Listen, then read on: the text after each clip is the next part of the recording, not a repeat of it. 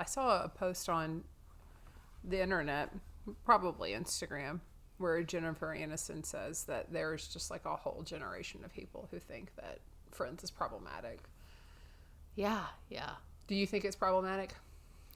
Everything is problematic if enough time passes. I mean, there are things in this show that are problematic. And it literally has only been like a couple months. Yeah. I meant Suits, not only Suits fans. Everything in the show is problematic, and we do it in live time. Eat that ass. I think that there's probably lots of problems. Okay. All over. One, two, three. That was so good. It was good. It's like when you high five, if you look at the elbow. Yes. You're always going to make it. Lots of things with the elbow. Can't lick an elbow, look at the elbow. Watch me. Oh my God, I can't believe you're doing it. I can't believe she's doing it. You're the only person who can lick their elbow. If only this wasn't a podcast and people could see that. Hi, I'm Maggie. And I'm Amanda. And we're sisters in law. We're watching Suits one episode at a time. It's a show so nice, I've watched it twice. And a show so great, I'm watching it late. Thanks so much for tuning in.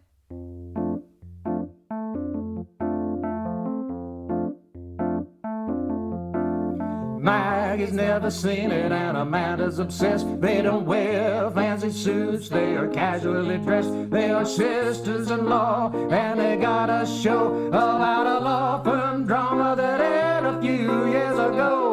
Only Suits fans, only Suits fans. Only Suits fans, only Suits fans. Yeah. Only Suits fans, only Suits fans.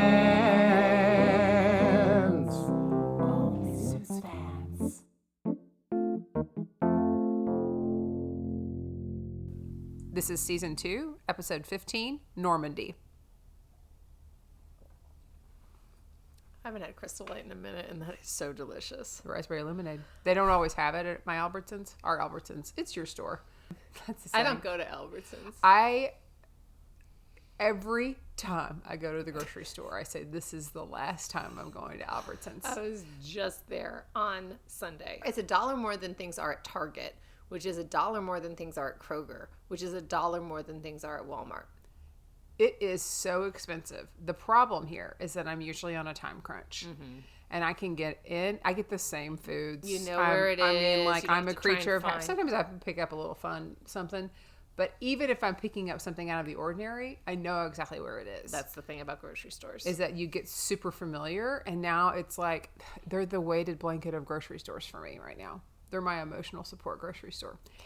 And I'm going to have to break up with them because the price is so much. But it's the closest one, and I know it. Yeah. You could go to, like, Whole Foods and Central Market and spend Central less. Market, I actually do spend the same when I go to Central Market. Yeah. And it's so great, but it's so far away. I know. All right. You want to talk about your brief? I do. I would briefly like to talk about my brief. Okay. I was in a mood when I wrote this. Okay. 1, 2, 3, 45. Cities filled with women who are fighting for their rights. We got Jessica, Scotty, Rachel, Katrina. And as I am typing this out, you know what I mean. There's a lot of Mambo dancing across some lines in this episode.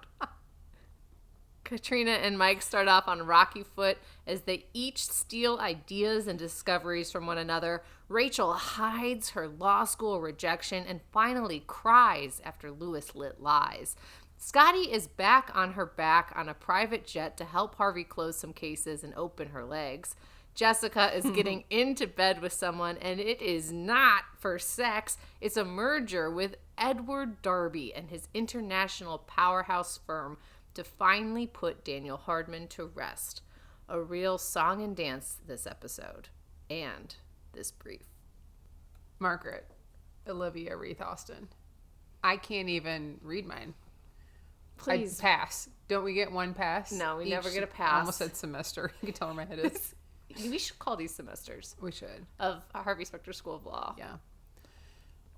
It's the Wild Wild West in episode 15, Normandy. The Folsom Foods CEO tries to scoot his way out of gender discrimination. Harvey scoots on down to the boardroom and he sees Scotty and is not happy. Edward Darby and his deep pockets try to scoot their way into Pearson and Hardman wants to scoot under his rented desk at Robert Zane's office when he is defeated by Jessica and Edward. And Katrina tries to scoot her way to the top by stealing Mike's ideas. And I want to scoot on down to wherever Jessica Pearson bought that bag because I am obsessed. Scoot, scoot, scoot. It's a word I never use. But it's so appropriate because this was a very scooty, Yeah. Mambo-y episode. I could tell you were in a scootin' mood when you wrote this. I was in a scootin' mood. A boot scootin' Normandy mood. And the fact that you mentioned the rented desk actually made me laugh out loud. He didn't work there. That was so good. What a diss. He deserves to be dissed. Hardman's a dick. He's such a dick. Should we just jump into that storyline where he appears again? Or should we start with a smaller one? Your call. You won the briefs of all time today, so. Okay. I think we do the Big Daddy storyline. Let's go Big Daddy Folsom Foods. Folsom Foods continues in this episode. In fact, it opens on a video of Folsom Foods, and it's a propaganda piece by the president. Dude, what a douche. That was so, like, they made it worse by making that video. But Harvey and Mike are watching it, and they're like, he's good. He's so good. Bunch of bullshit pie and feces pancakes. Did you write that? Was that what they said? Yes. They said that? Yes. I didn't even remember they said that. Harvey is like, we have to tackle this head on. So he goes to talk to Jessica because money is tight and they're going to need so many more resources if they're going to take on Folsom Foods. And Harvey says, we bit this off. We need to chew. Love that line. Yeah. Which is interesting that he said that. That you know? Because I feel like that normally it would be, we bit this off. We need to settle. We need to, but maybe chew is settle. He needs to get Folsom Foods, though, in a position of weakness so he can settle for the best for the clients. Yeah. And he tells Jessica, he's like, why don't you just use the line of credit? And she says, the line of credit is gone. And to that, I say, woof. Yeah, anyone. It can happen to anyone. It can happen to anyone. Anyone in business, anyone in law, anyone running their own show. Yeah. Then Harvey goes and tells Mike that they're consolidating resources to fight one attack. So instead of using the limited resources they have to fight all of these many different attacks, they're going to go Normandy. They're going to put all their eggs in one basket and really wow them. And they decide that the best bet for that is Henry Folsom's brother-in-law runs the Bakersfield plant, which has the highest number of female applicants, lowest number of promotions. So it's an obvious choice because clearly there's something going on there. Yes. Brother-in-law could make him look bad. They're talking behind, at Thanksgiving dinner about what to do. Don't you hire those women, blah, blah, blah. Get the women in the kitchen, blah, blah, blah. Blah, blah, blah. Women should be barefoot, blah, blah, blah. But we require shoes, blah, blah, blah. Donna and Harvey, we cut to them. His suit is a little crooked, okay, and things are off, and she comes in to just basically fix him. Like, she's straightening up his suit, she's trying to fix his hair, and he kind of pulls away, but then he lets her do it. And I noted here that this is like a real hard pivot, because in the last episode is when we saw that little moment where she thought he was saying, look at you, you're beautiful, and she was like, oh, that wasn't for me. And now she is primping him, basically, before he scoots on down to the boardroom to see his she's like, your clients are all in there, but it is not all his clients. It's Scotty. And so he's getting her ready for Scotty. So I just thought that was interesting that, like, an episode ago, she kind of was into him. She was hoping he was talking about her, and now she's making him look good for the other woman. Yes. Scooty's in the conference room. Is that why you said Scooty? Because of Scotty? Because I was typing it and the word Scoot came out, and so then I just built the entire brief around it. Wow, it's so incredible to learn your process. Thank you. So Scooty McScotty is in the conference room, and you know what? Last time we saw her, she was leaving to go get married, but she never got married. Nope. She is there, and she's taken all the clients from Bakersfield. She's like, no, they're going to come with me and my high-powered firm that has a lot of resources, not with you. Yeah. It's not personal. It's just business. And then she tells Harvey he looks really good. It's good to see him, and you look good. You're not bad for a guy your age, which causes Harvey to be like, the fuck? Yeah, like, okay, Scotty, Scooty. Okay, so here's my first deposition for you. Has anyone ever completely gotten your age, like, off, like, in an insulting way? Oh, an insulting way? Or just, like, said something kind of like that, like, you know. Like, not bad for your age. I think everyone thinks Kyle and I are the same age. Okay. And we're not. So do they think you're Kyle's age or Kyle's your age? Or do they I just always think take it that they think I'm Kyle's age because I think people have always been like put in an older category. Okay. And then this did happen at my brother's wedding, and it's my older brother. He's almost exactly 18 months older than me. Mm-hmm. We're at the wedding. I'm getting my makeup done, and the makeup artist says, "Are you the older sister or the younger sister?" And I was like, I mean, clearly I'm the younger sister. Obviously. Right. I'm 18 months younger than him. Yeah. Also, he's bald. Yeah. You know? Mm-hmm. And I was not bald. Right. And I'm so joy-filled and fun and young in spirit. And I'm clearly the youngest. Like, if you were to put me and William next to each other, you'd be like, she's the youngest. For sure. So, yeah, I guess I have been insulted. Thank you for reminding me. Okay, I'm sorry. How about you? Yeah, actually, recently, so I've sort of looked like this since I got my braces off in high school. Mm-hmm. It's kind of a joke, but not with, like, my friends, that I haven't really aged, but it's really that I'm now kind of looking like my age. Because I did look like a 40-something businesswoman in my high school senior picture. I was wearing suits to prom and everything like that, you know? So I've always just had this... And now you're a realtor, which also just fits your archetype. Yes, yeah. I'm in school right now, going to college, okay? And I have to travel to go to in-person weekends. So in this class that I've been meeting with them every single week, like we're online meeting, but I have to go for an in-person weekend. One of my buddies that I was buddied up with to give notes on a speech, we were both from Dallas, and so we were buddied up virtually, and we had to give notes to each other. But then, of course, we got to meet. His name's Umar. He's wonderful, and we're all at a bar the second night of our 3-day of immersion course or whatever. And everybody's talking about like how old they are. They're like, "How old are you?" And I was like, "How old do you think I am?" And literally, all of these people are like 35, 37 or whatever. And I'm like, that's really sweet. And Umar just laughs. He goes, "No way." And I was like, "What?" And I go, "How old do you think I am, Umar?" He goes, 44. And I was like, I was last month and just turned 45. He goes, "Yeah." He was like, "You guys are being too nice." He's my favorite person from the class. Well, it's good. He's given you feedback before. And so he knows. He knows. He knows. Maybe he knew that there's no way I could be that smart because he had heard my speech. Youthful. Be in my 30s. Youthful. But he like literally said it, and everybody was like, "Omar, what dang?" He's like, "Y'all are just saying that. Y'all all know." I guess you do have to like knock a couple years off. Yeah. So if someone said 35, 37, they probably thought 40. Yeah, right. So, you know. Anyways, but we're still friends, and he texted me not too long ago. I mean, he's a wonderful person, and yeah. I bet he's what? 48? No, I thought he was older. I thought he was older than me, and he's only like 40, I think. 39 or 40. We'll take that. Umar. You listening, buddy? He's not. He's totally not listening. Then Jessica and Harvey are talking about Scotty. Jessica throws this in Harvey's face. She's like, "Maybe I should have hired her when I had the chance, but I had only one hire, and I'd already invested so much in you, Harvey, that I couldn't have hired her, even though she's clearly an incredible attorney." Yeah. And then she once again picks up a folder to pretend she's doing something with this folder and ignore Harvey. It's just how they keep busy. I love it. Mm-hmm. I'm going to start doing it. Yeah. Harvey wants to turn his weakness into a strength by joining forces with Scotty's firm because they got deep pockets. The deepest pockets. Yeah.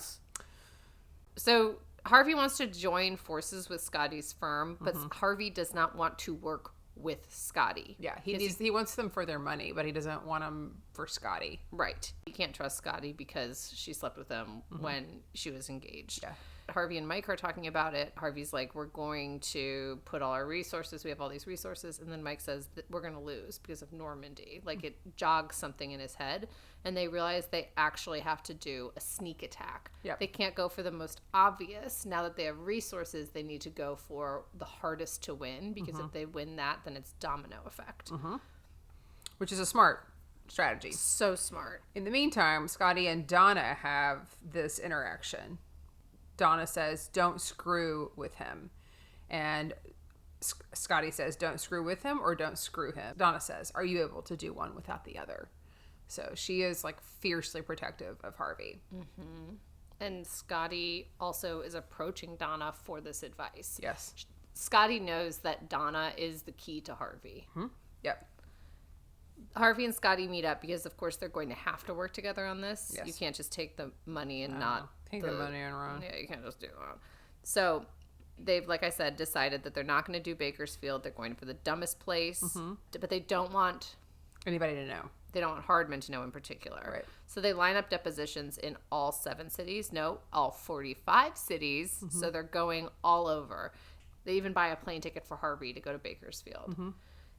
They just love to play games with each other, and they love talking legal strategy. And it's kind of fun to watch because they're getting excited about what they're going to do and how they're going to win this. Right. And working together. It's kind of a sneak peek into what they maybe were like in college. Yes.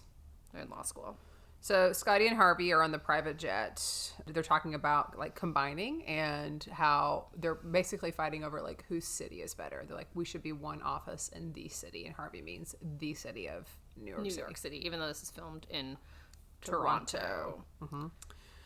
I'll let you read your next bullet point. One advantage of being on this private jet from Scotty's firm is that they are on the same side, so they get to be on the private jet, which means they get to give blowjobs on this jet because they immediately... And you wrote they can give BJs on the PJs. Yeah, BJs on the PJs. Which is great. They are separate entities. They're just combined in a legal action, which means they can combine their legal action bodies, and they're doing all this legal language foreplay and pushing each other a lot. There's a lot of pushing. Like shoving each other. And those couches can't be that comfortable. No, and yeah, like Scotty pushes Harvey into the couch, and then he gets up and pushes her into the couch, and I'm like, this just feels kind of roughhousing. Yeah. I would say hands to ourselves. Yes. If I was on that PJ. And I would also say no BJs on the PJs. But you know what? You don't make the rules. On your PJ, you can make the BJ rule. Okay, and I'm saying it right now. No BJs on the PJs. There's too much turbulence. Too many things could go wrong. That's true. So Scotty and Harvey have showed up in Parkfield, which is the secret place that they're going instead of Bakersfield. And Hardman shows up, and they're all there in this factory together.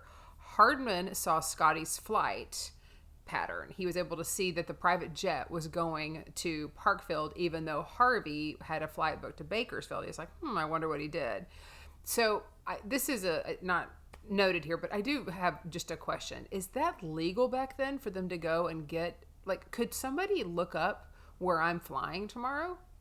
You can look up where, like, how did he know that Harvey had that ticket to Bakersfield, and how did he know, like, is that legal? I knew that, like, I thought he knew Scotty's private jet was going, but he also knew that Harvey was going to Bakersfield. Yeah, so how did they... He said, like, there was some sort of law that allowed the public knowledge, that pesky flight pattern things or whatever. Right, but yeah, it's flight patterns though. That's interesting that you could look up who purchased a ticket for flight, because I would imagine that Harvey, like, but Harvey did that to make it look like he was going, knowing that they would be able to find it. So my question is, are people going to be able to look up where I'm going tomorrow? Where are you going tomorrow? I can't tell you. I'm just going to go look it up. Go look it up. First of all, seeing Hardman is ick. It throws them off, too. Throws them way off. So Harvey fakes a call to his niece, but actually it's Mike. Because Mike knows why Kathleen Mitchell got promoted at Parkfield. Kathleen Mitchell is who they're deposed. She's the one woman who's been promoted. Yep. They are deposing her, and it turns out that Kathleen Mitchell has had a hysterectomy that rendered her unable to have children 9 months before she accepted a promotion. And Harvey just drops this. He drops it there and like keeps pushing on it. And she's like, this was not any of their business. I did not tell them because I didn't have to. So that wouldn't have been why. And he said there's still a way for them to find out. And Harvey said Folsom Foods only promotes women who can't have kids. I think the exact quote was something like, whose focus towards family is not a distraction. Right. This is awful. It's so awful. I mean, I don't think that this is too far off from things that have happened, especially if we think that this show is from 2000. This was in 2013 when they were filming this season. Right, which feels like people would say, ugh, I don't think that's right. Or like, that doesn't feel right. But how many people would stand up? This is pre-Me Too. Mm-hmm. But it was horrible. I mean, even Scotty is like, whoa, stop. Yeah. And then Hardman takes this and is basically essentially saying, you're a monster and we're going to see you everywhere. We're going to every single one of these cities. I don't care how big your bankroll is, because you've just shown what a horrible man you are. Yep. They're outside. They're all bundled up because it's a little cold in Parkfield. Yeah, wherever Parkfield they're is, out there chilly. And it's cold. And Scotty's like, why didn't you tell me? And Harvey says, I literally found out right before. I was on the phone with Mike and found out right before we walked in there wasn't time. Now, because I look like such an asshole, you can go play good cop with her. And then she's like, you're an asshole. Yes. Then they're kind of duking out about like why this has to go so well. And it turns out if Scotty delivers on this and she wins, she gets her name on the door as a name partner at Darby's firm. Harvey said, why didn't you tell me that? And she said, because you always respond to strength, not weakness. She felt like she had to threaten him by taking over all his cases in order for him to respect that she's going to get her name on the door instead of just coming and being a friend. I guess. This is such a messed up relationship. Okay. Then we have Jessica and Edward Darby. And Edward Darby is the head of the firm that Scotty works for, the man who's promised Scotty a name on the door if she can deliver this. Yes, and he has come by to check on his investment. Earlier, Donna saw Scotty and Harvey coming in and said, how was the trip? They said the ride was a little bit bumpy. And then Donna says, Jessica wants to see you. So Harvey says to go down there. And she goes, no, your boss is here. And so Darby has unexpectedly dropped in to check on his investment. Scotty is definitely shocked to see this happen. And so it's basically these two name partners and their two number two people sitting in this room. And so Darby hands over 12 million pounds because he hates Hardman that much. Yeah. That he is willing to drop 12 million pounds. Yes. And then get out of their way. Yeah. He's like, here's 12 million pounds. Bye. You guys do a good job. See you later. Which I was like, oh my gosh, what a saint. What a great guy. The next scene, though, is Scotty and Harvey. Yeah. And I guess Darby was pissed. Yeah. Or Scotty could tell that he was pissed, which he didn't appear to be pissed. No, not but at she all. knows. He appeared so pleasant. Yeah, she knows. Harvey is also pissed because he's saying his investment is only money. For me, it's my whole firm. Like, if they lose, they're effed. Yes. And then Katrina interrupts and gives Harvey a subpoena, which we will talk about later. Yeah, about where Katrina got this subpoena. Yeah, before Mike could even get it to her. So then Harvey, Jessica, and Mike are all there, and Mike presents something that he's actually stolen from Katrina, a discovery that Katrina got. They are going on their way to deposition Folsom Foods president, all the three of them. And in comes Folsom Food president and Daniel Hardman. Daniel Dang Hardman. Yep. So Harvey, Jessica, and Mike intercept them, and they're like, hey, what's Kathleen Mitchell doing over there? And they're like, oh, she's reading this little email that says you only hired her because she couldn't have kids. That came from his personal email. Right. Ding, dang, dong. Don't put that in print. Don't put it in print. And he thought because it was in his personal email, but there was something about how his personal email accidentally linked to his Folsom prison. Folsom prison. Yeah. That's where he should be. Yeah, he should be in Folsom prison. His Folsom Foods email. Just like Hillary Clinton. Yep. Just like Hillary Clinton. They end up having to obviously settle because they know that they've been caught, right? Yes. Then we see Jessica and Darby again. She invites him in and says, I'm going to share my books with you, and you should start from the beginning. It's a great read. Wait, right before this, as Hardman's standing right outside the elevators, he looks behind him and sees that it just says Pearson. With like hole in the wall. Which is where he can only afford to go, is to drink at a hole in the wall. Because he lost and he has a rented desk. Yes, he does. So it's like, oh, Jessica's merging with Darby. Interesting. And she wants him to read all the books because she wants him to discover what Hardman did. He gives her a kiss on the hand because she's considering his offer, and Yes. Harvey sees that kiss on the hand. Yes. He doesn't like it. Doesn't like him one bit. Yeah. Harvey marches up to Scotty, and he's like, I know that Jessica and Darby are in bed together and not having sex. They're going to do a merger. And Scotty says she wants to see both their names on the door. She wants it to be Pearson, Darby, Spectre, Scotty. Yeah, Scotty. Scooty. Scoot. And Pearson, Darby, Spectre, and Scoot. Spectre and Scoot is so cute. It is.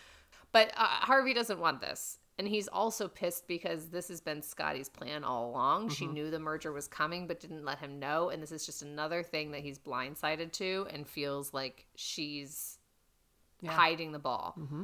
And she tells him, you've been outgunned ever since Hardman left, and I am bringing you the guns, which is true. And It is Harvey true. needs the guns because he always says, point the gun at the other person. But he didn't even have any guns to point. Had no guns. No. Then we see Hardman, Jessica, and Darby. Jessica and Darby have come to see Hardman to let him know that Darby found the embezzlement because he was legally required to review the books before they merge. And now Darby is going to tell Folsom that embezzlement happened. She's not going to be breaking her confidentiality agreement. She's not going to owe him $50 million. She can keep that beautiful, beautiful bag. Beautiful Like, it is the best looking bag I think I've ever seen. And I got to figure out what it is. It kind of looks like it could be a Todd's. I'm not sure. I'm not a bag person. So I I'm just am, gonna have and to take it. I couldn't spot it, but dang. I'm going to Obsessed. rewind and watch this. I know this y'all bag. are looking at me in this outfit thinking, that looks like a bag lady. But not the kind of bag lady that you actually are. I'm dressed which like is a bag lady. loving designer bags A lady. living designer bag lady. And this all takes place in Hardman's rented office from Zane's firm, which is the ultimate diss. They just win, bada bing, bada boom. It's great. Folsom Foods Victory is done. walk. Hardman is Victory done. walk. Victory walk out with that bag. This case is in the bag. The nice one. Something that's not in the bag was Rachel and Harvard. Yeah. So we first see Rachel being distracted, looking at places to live when she goes to Harvard instead of searching for a private investigator to help Mike on the Folsom Foods case. Yeah. He's talking about why she should get in. He's like, I'd admit you're smoking, you got good grades, you're smoking hot. Just like that can't be why, Mike. Yeah. This is the problematic part. No, it's like, this is Folsom Foods. You're doing a gender discrimination thing, and then you just told Rachel that she should get in because she's smoking hot. Yeah. Which she is. She's a striking woman. Yes. But that's not how you get into Harvard. Right. Then we see Rachel at her desk, and she is stressed. And Donna comes in. She's not stressed about her work. No. She's stressed because she just got rejected from Harvard. Yep. Donna's like, oh my God, I'm so sorry. And this all gets interrupted because Mike needs Rachel to get access to Folsom Foods president's personal correspondences to see how he really thinks about women. Rachel's like, great, I'm going to go do that because she needs the distraction. She does not want to sit in this misery. Yep.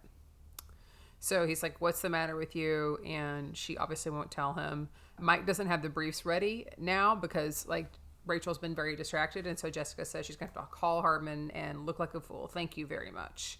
Yeah, Mike yells at Rachel. He's like, what is wrong with you? Because he goes in to get the briefs and she's like, I don't have them, blah, blah, blah. Yeah. And he's just, I think Mike is very stressed about the Folsom Foods case because he's the lead. But he takes the fall for it, for Rachel. He does, which is what you should do because who are you going to do? Point the finger at Gunderson? Right, and well, he's gone. He's gone. I know.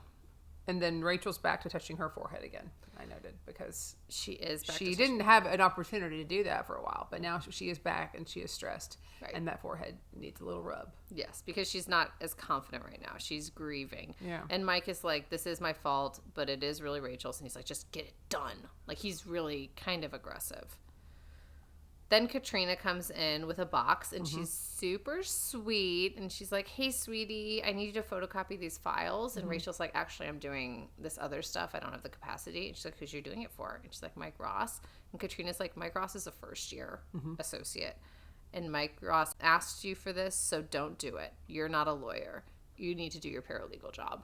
Which Katrina doesn't know that Rachel is trying to become a lawyer, that she actually did really well in the LSATs, that she could be a lawyer. She's like, you actually need to stay in your lane and just be a paralegal because all you are is a paralegal. Dude, She is, I wrote, a little twat in this scene. She is being so bitchy to Rachel. In the background, I don't know if you noticed, there were 3 other women, I think were paralegals, and they're all turning around looking as Katrina is ripping her. I mean, gosh, she's such a great actress. This is the thing. When I worked in a school, they were always like, these are the people you need to get in good with. Front office manager. Yes. And lead custodian. Yes. Because those are the people that actually could make your life a living hell or make it so wonderful. Yeah. And if you have a good relationship with people, then guess what? Your room actually gets cleaned. You are able to order the school supplies you need. You get some flexibility if things aren't turned, like all these things that you need in a in a work relationship. And those people are, I would say, equivalent of paralegals. The best paralegal in the firm? The best paralegal in the firm needs to be on your side.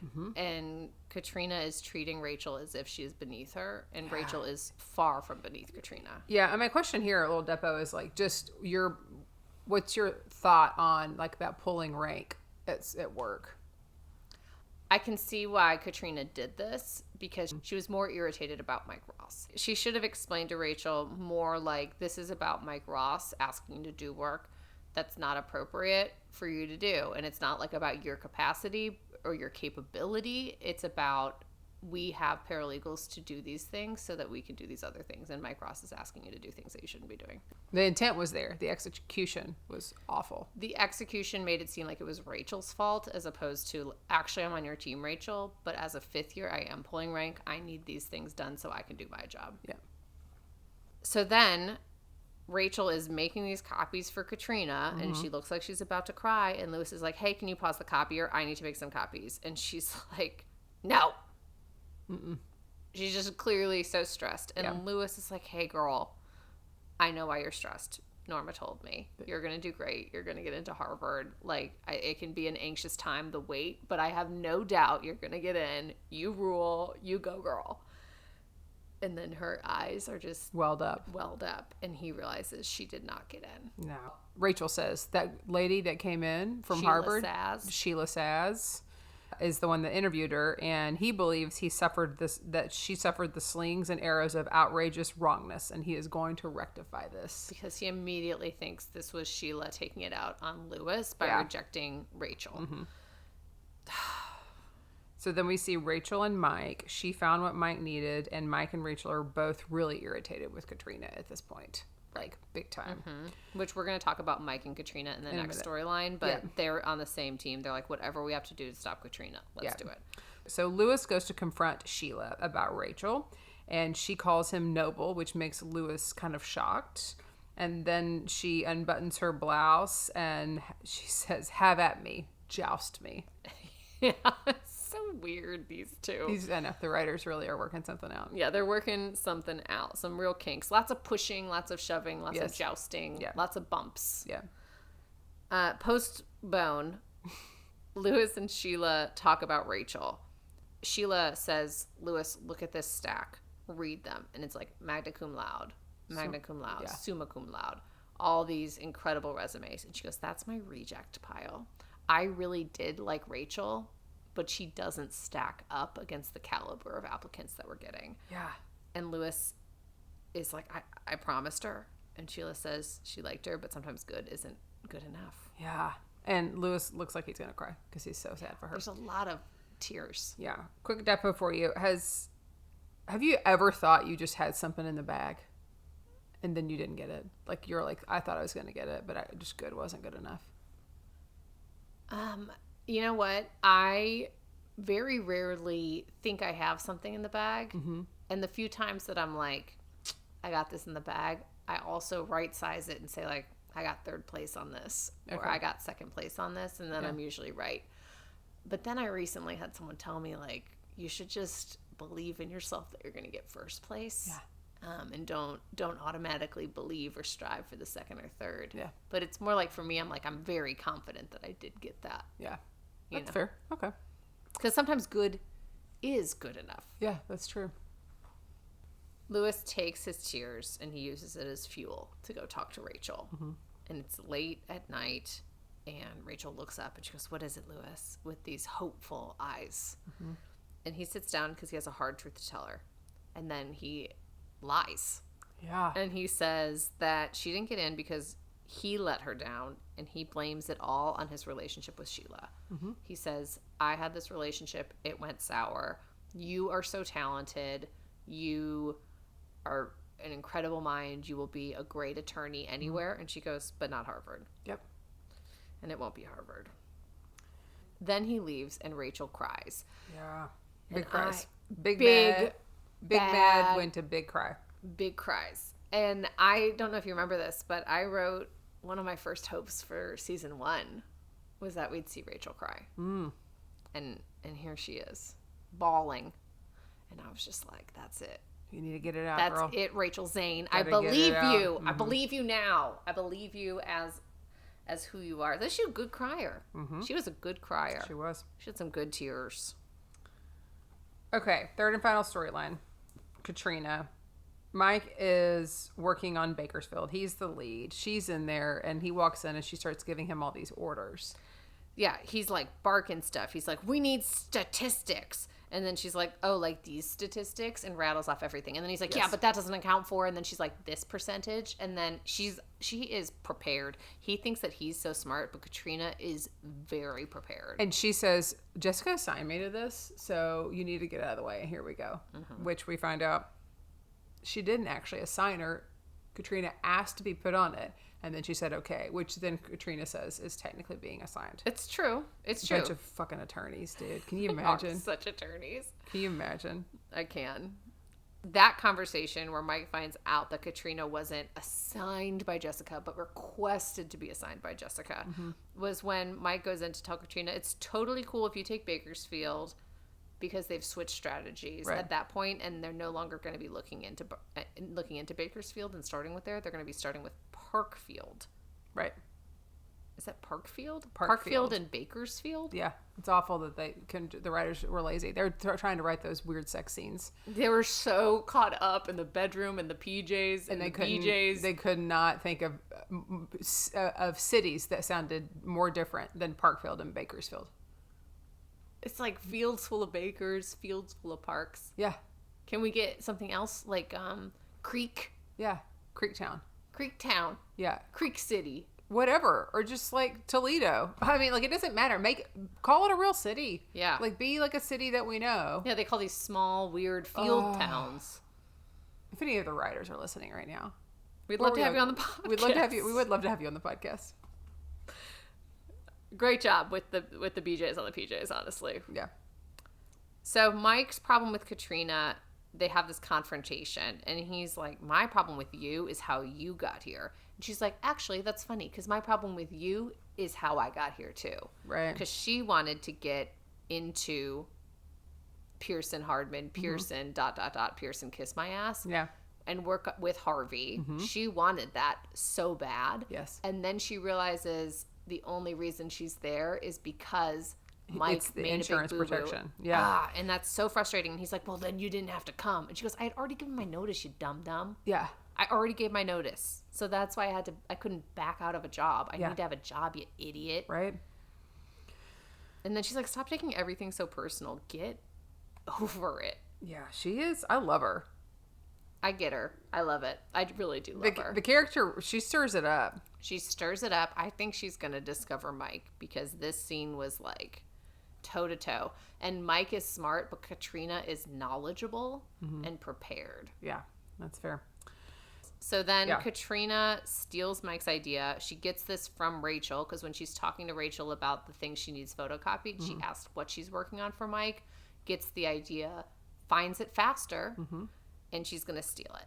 Right. But Mike actually steals that first, because he steals it from the person in the copier who takes a lot of coffee breaks. Missy, I think it's Missy Dieterson or Missy Dieters or something like that. What a good name. Yeah, that is some solid writing. That is some solid writing. Yeah. Not Parkersfield, Bakefield, whatever. You can mix them up. It sounds much the same. Field of Fields. Essentially what happened is Katrina stole Mike's idea but got it done. Mike stole Katrina's actual work. And he presents it, and that's what they end up taking to put the nail in the coffin on Folsom Foods. Yep. Then Katrina is sitting in Rachel's office. She's big mad. She is super big mad. That Mike stole her discovery. Mm-hmm. And she's like, I put my toe over the line, but Mike obliterated it. Mm-hmm. Then she says, what side of right and wrong does sleeping with a paralegal fall? Dang. Mm-hmm. And I noted that Mike's tie is kind of awful. It is an awful looking tie. And I'm surprised that nobody has commented on it because it's happened before. Where he's had a bad tie. And I don't want to spoil this for you, but there will be other times that somebody comments on Mike's tie. It's kind of this is kind of like the planting the seeds of him having horrible ties. This is a bad tie. I don't even remember this tie. Bad tie, great bag. Dude. In this. Yeah. I think it's interesting that Katrina's whole relationship with Mike is founded on him crossing the line, which is also what I'm submitting into evidence as to why I think she will discover Mike. Okay. Because she knows him as someone who's willing to break attorney-client privilege, someone who's willing to steal work off of a copier and present it as his own. Okay. She only knows him as a dishonest guy. That's fair. Not the smart guy, because she knew all the statistics that he was saying too. Yeah. I hadn't thought about it that way. Again, all stuff that I wouldn't be thinking about when I was just binging. You know, when you're not binging, you're more focused. It's true. You're like really thinking. When you have to get on a podcast and make predictions that make you sound like an idiot or a smarty pants, you have to think about it. You have to be a smarty pants. Maggie, would you do us the honors of taking us down to Prediction Town? Yeah, I feel like I've just dipped my toe in Prediction Town, but now I'm going to cross the line. Obliterate it and go into Prediction Field. Okay. See what you did there. Okay. So I think that Hardman is going to sabotage the merger. Okay. I don't think it's going to go through. He's going to figure out some way to make Darby pull out, plant a seed of doubt, something. Because that's what he does. Okay. I think Harvey's going to have a new love interest. He's had Zoe leave. Donna's looking like a stall. And now he's got Scotty, who he's written off into the sunset. Okay. Rachel is going to leave the show because she marries a prince. This is a prediction from Kyle, my husband, your brother. I thought that was a solid prediction. Kind of out of left field, but I was like, okay. So, I guess he's not here to answer it, but does she, like a prince is going to come onto the show? I think he said Rachel, so not Meghan Markle, who we know does marry a prince, but he's like thinking down the line, Rachel Zane is going to marry a prince and then have to leave. Okay. The show that is Pearson Kiss My Ass. Okay. Mike is going to find by out. the next episode. No. Oh, no, not by the next episode. This is in a few seasons. Oh, okay. Some of these predictions aren't immediate. Okay. Mike will find out about Rachel getting rejected from Harvard and be mad that she didn't tell him, even though he was a total toot this episode. Yeah. She didn't have a time to tell him because he was so busy barking orders at everybody. And then again, I think Katrina's going to find out about Mike because he was a toot. Kyle, my husband, your brother, thinks that Katrina and Mike might have something. Oh, okay. Like some romantic flair. And then she will end up leaving the firm because of it. Okay. Interesting. Well, I'm glad Kyle's chiming in. Kyle is chiming in. Yep. Again, these are all predictions I wouldn't have thought about. I thought Prince one was really good. It's solid. Yeah. I like it. Good job, Kyle. Kyle, my big brother. I'm kidding. We're twins. I'm kidding. We're 18 months apart. No, you're not. You're 3 years apart. 2.5. That's right. Kyle hates this bit. I mean, we know I look younger. But if you look younger than Kyle and people think Kyle and I look the same age, then the three of us are all the same age. I guess. But what age is that? Age is just a number, Maggie.